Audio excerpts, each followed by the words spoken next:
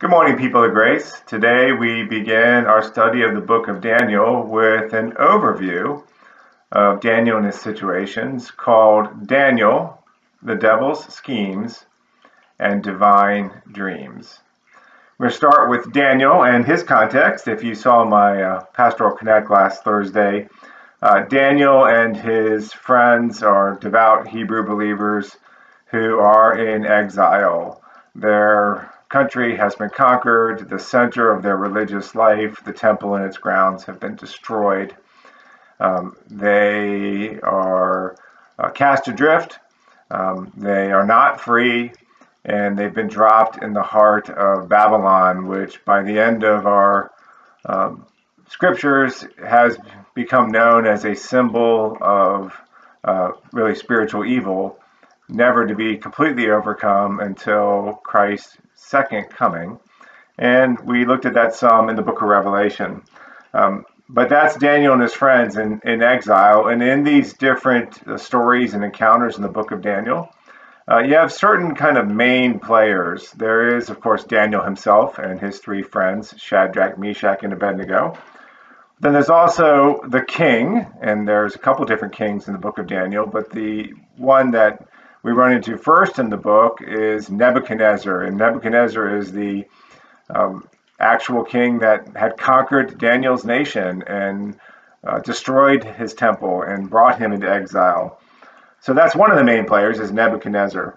But the other major players in this book are the wise men, the magi. And this idea of wise men or magi in a king's court is probably a pretty embedded and strongly established custom in the ancient Near East. I think in its own way, it's shown up throughout history. In Egypt, Pharaoh's sorcerers were probably something equivalent to magi or wise men. And certainly they are very established and a very powerful influence in Nebuchadnezzar's kingdom. The magi kind of represent the bureaucratic state. They are, kind of palace officials who kind of hang around the king, but they're lobbyists. They're deeply entrenched. By the time you get to the book of Daniel with Nebuchadnezzar, he sees them as largely being frauds and doesn't trust them as far as he can throw them. And nevertheless, despite Nebuchadnezzar's distrust, and we'll see this as we go through the book, they are such an integral part of his kingdom and so essential to the administration of his kingdom that he needs them. And in fact, Daniel and his friends are placed into that cohort of wise men, into this kind of embedded bureaucratic state, and placed in this role of being consultants to the king.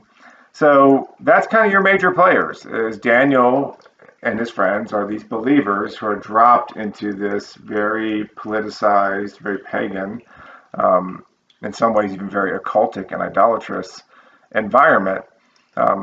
And they, knowing the words of the prophet Jeremiah, recognize that they need to obey God, that they need to settle down in Babylon, that they need to wait on God's timing, and they need to seek the good of the king and of the city that they're in. And that's what they do. And that becomes the great challenge for the book, because Daniel and his friends, and really all of us, as we looked at in Ephesians 6, verses 10 through 20, as we wound down the book of Ephesians as our last study, they're dropped in the middle of not just Babylon, but really the devil's schemes. Paul mentions that we're not unaware of the devil's schemes or his methods and the ways that Satan tries to pervert good and infiltrate this world system in the unseen realm and rule over it and control it and be worshipped by it as if he were God. That's kind of Satan's playbook.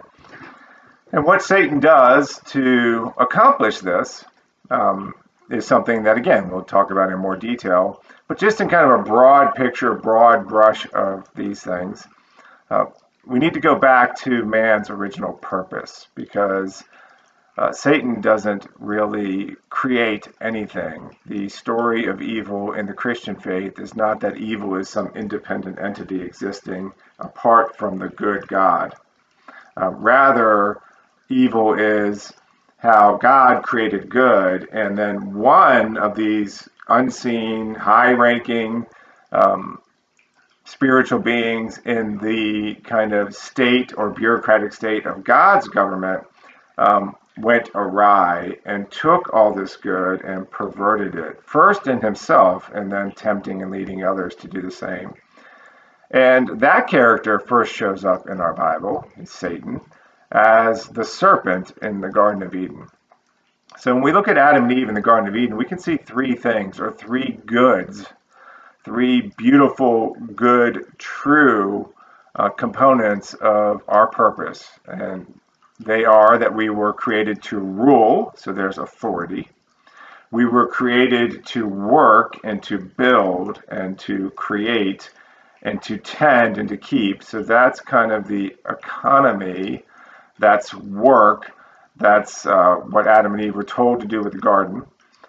And then we were told to trust God and not feel like we have to know everything for ourselves. That initial test is there between the tree of life, which we have access to, and which keeps us in fellowship with God and keeps us in life. But then this wanting to know good and evil for ourselves. And so those elements of the Garden of Eden, again, are that authority is initially good. Work and economy and production is initially good. And belief is, and trust is initially good. But Satan perverts these things, and he starts by getting Adam and Eve to rebel in the story of Eden. But ultimately, when you look at the book of Revelation, authority gets perverted into this beast. And what you learn from the book of Daniel is that every worldly government system, from Babylon all the way to Jesus' first coming, from Jesus' first coming until he comes again, all of them are beasts. They pervert authority, and they ultimately hinder the work of God's kingdom. Daniel is dropped in the belly of the beast. So Satan perverts authority. Satan perverts work and economy to create greed and self-indulgence, even degrading other human beings who all bear the image of God into kind of monetized production methods to increase our own wealth. And that is the prostitute in the book of Revelation. Satan perverts that. And then finally, you see our simple faith and personal relationship with God himself. By simple, I don't mean easy, but I mean it's meant to be very direct and something that we enter into as individuals, becomes perverted into this whole false religious system. The book of Revelation, that's the false prophet. So those are kind of the devil's schemes and methods that he tries to use to infiltrate and control humanity and planet Earth. And Daniel starts to get caught up in that more and more by being dropped right into Babylon. So you have Daniel and his friends as the main players. You have the devil's schemes, but then you have these divine dreams. And for our overview of the book of Daniel, I want to talk about dreams in two ways. First, dreams kind of represent our highest ideals. What we really want to live for, what inspires us to live a certain way. But then secondly, and more specifically to the book of Daniel, dreams represent kind of prophetic visions that Daniel had, or even that Nebuchadnezzar had, that Daniel then ultimately interprets for him. And Daniel had these dreams and visions throughout the book, which communicated to him something of God's bigger plan for history, God's redemptive plan, how he would ultimately destroy the devil's methods and schemes and establish his kingdom on earth. So I want to start with dreams as our highest ideals, because you see certain things in Daniel and in his friends that really become kind of benchmarks of how we should live as we find ourselves in Babylon. And that's really the greatest power of the book of Daniel for us, is how do we conduct ourselves when we find ourselves in a system that is not godly and is at times really hostile to God, and ultimately will be openly and globally hostile to God. And that is the system Daniel finds himself in. And this is where we need to make the book of Daniel personal. We tend to want to jump to his divine dreams and figure out prophecy. And that's an incredible part of the book, and we are going to study that. But I would rather us start by focusing on the wisdom that God gave Daniel to live in the belly of the beast. And that's where we need to make it personal. For me, just as a small story, in my years between Bible college and then when I went to seminary to train for vocational ministry, I worked for a small business. It was a startup company, and I gained a lot of experiences in that time, both some initial successes and some real hardships and challenges and trials where the company almost failed, and then it kind of got back under its feet, and then ultimately I walked away from it to go to seminary. But the boss that I had in that small business, though he taught me many things, and I have shared my testimony many times, that those like 4 years that I spent in the business world between my Bible college days and seminary, and then went into vocational ministry, might be the single best class that I took to prepare me for the pastorate. I treasure the lessons I learned in those days, but my boss was a Nebuchadnezzar type of person.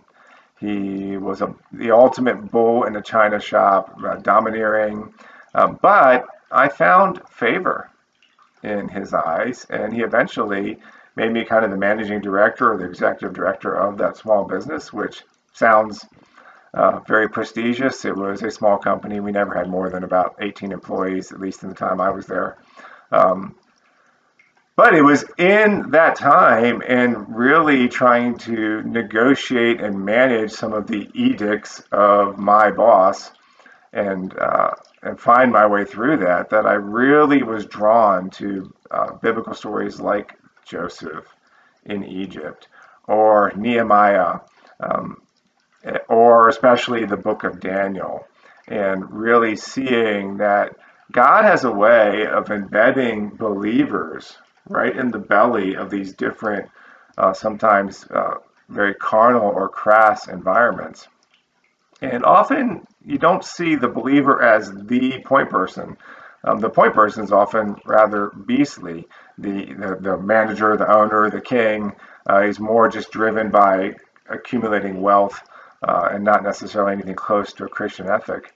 But I ended up kind of in my own small way, like in Daniel's position related to this king. And that's what drew me back to the book of Daniel. Again and again, was really seeking that wisdom. And that's where I really feel like the book was most a blessing to me.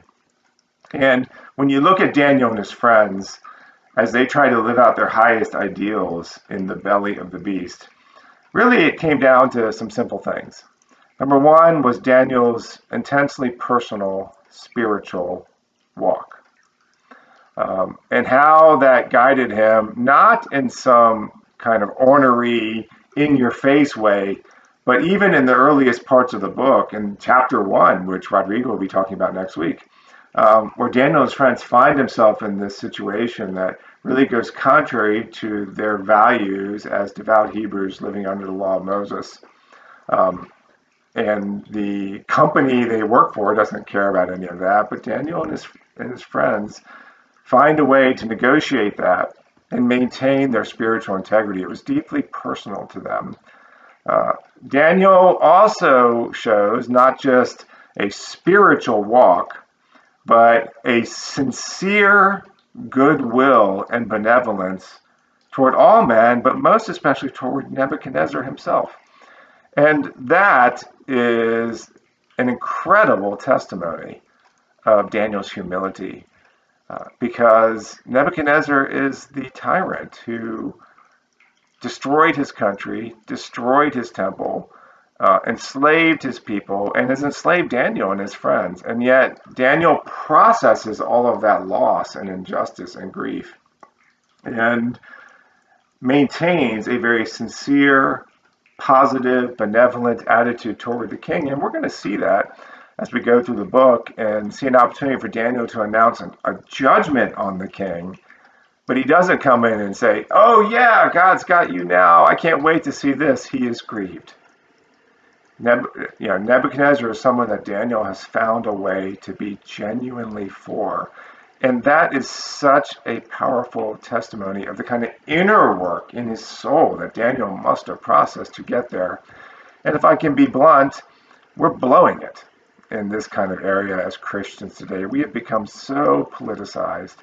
We have become so hostile toward whoever happens to be in our presidential position in the country of the United States. If that person doesn't line up with your personal preferences or political beliefs, or you don't feel like they have enough character, God never asked us to sit in judgment on them. We have never had a president that was like Nebuchadnezzar.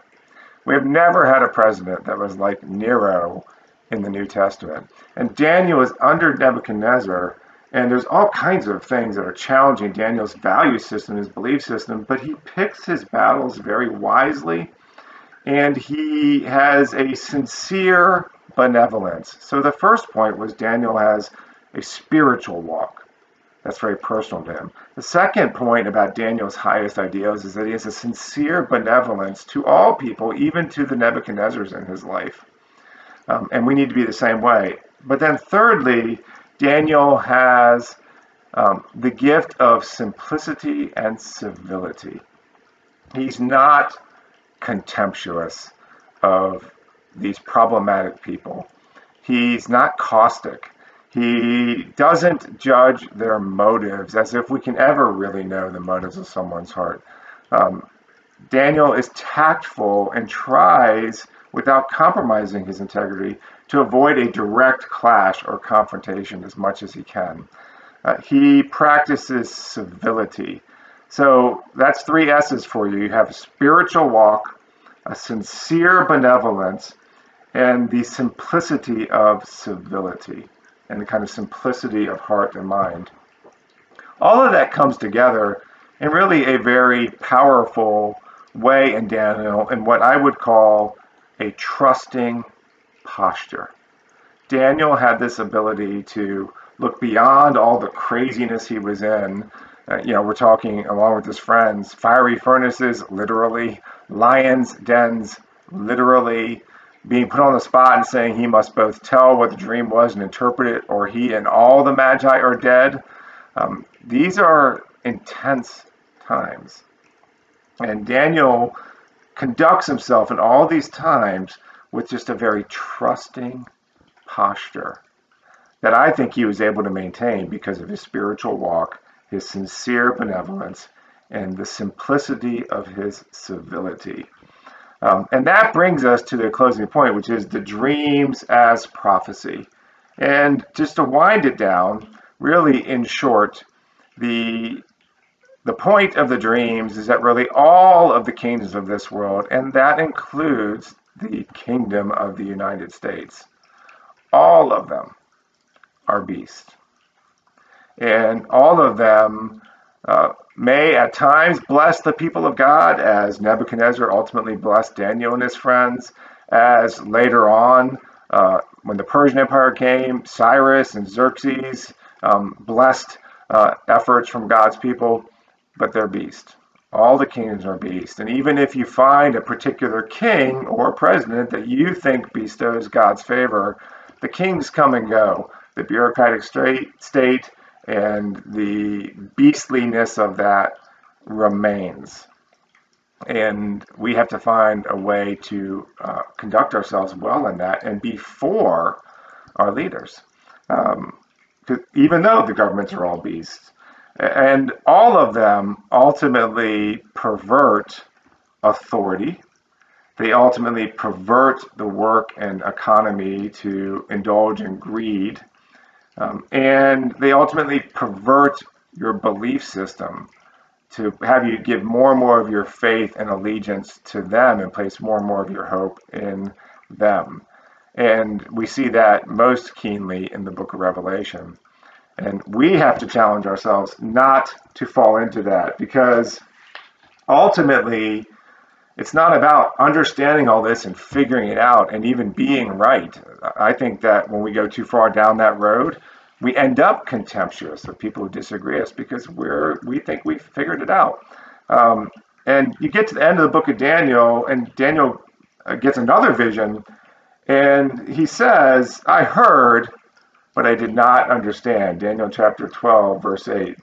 And then an angel replies to him and says, as Daniel says that he doesn't understand, he says, my Lord, what will the outcome of all this be? And that's where you see Daniel maybe a little anxious and concerned. And the angel says, Daniel, don't focus on the outcome. Go your way. And no, you don't understand right now, but then the angel goes on to say, and by the way, Daniel, the wicked will never understand. But though you don't understand right now, Daniel, you're one of the wise, and ultimately you will understand. But don't wait for the understanding to go your way and to live out your faith. The angel closes the book of Daniel by saying, as for you, Daniel, go your way to the end. You will rest, and then at the end of the days you will rise, and you will receive your allotted inheritance. Faith is about our highest ideals. Understanding comes later. All of us will rest. We will die. But we will rest and we are secure. All of us will rise. We will live. We will triumph. And all of us will receive our inheritance in Christ. So that cannot be taken from us. We need to conduct ourselves with that posture of trust and what I call unthreatenability. And we need to be able to do that even before we understand. My hope is that the two pieces of music that are embedded for you in this worship time that you can click on in your links will help you cultivate that sense of waiting on the Lord, developing a trusting posture that doesn't need to understand, and really tapping into the power that gives you to live your faith journey well. Dare to be a Daniel. It's worth the effort.